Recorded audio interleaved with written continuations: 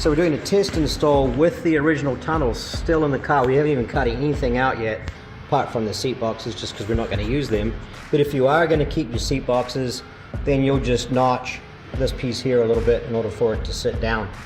So that's what it looks like, pretty much installed, or test installed. So we've done our cutting along the front area, and that's pretty much most of the cutting that you actually need to do on the tunnel piece, or on the tunnel section. Pretty simple so far. Let's take a look at the tunnel from the passenger side.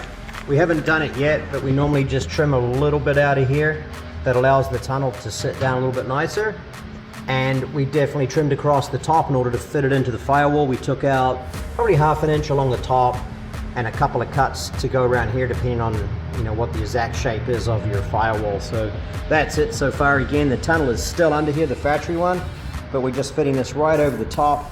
And we're getting ready, after we've got it fitted to the car, we can trim the tunnel wherever we want here, and then we can cut the car, and then we can get it welded all the way around.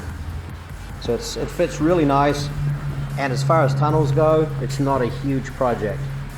So I wanted to give you this view so you can see that the factory tunnel is definitely not symmetrical underneath this tunnel. So you can't really measure on top of the factory tunnel in order to get this thing here straight. So that's why we always put it on over top of the factory tunnel, get it all looking good, trim whatever we need to trim before we even remove the factory floor. So this is completely intact under here. We take out our screws that we use for location, then the tunnel is still all intact except a few little holes for the screws. So it's important for you to make sure everything's all lined up, get it where you want, and test fit it before you even do any of the cutting. Now that we've removed the tunnel section, you can see this is our line that was directly around the edge. We traced that around the edge of the tunnel. And now this is our cut line.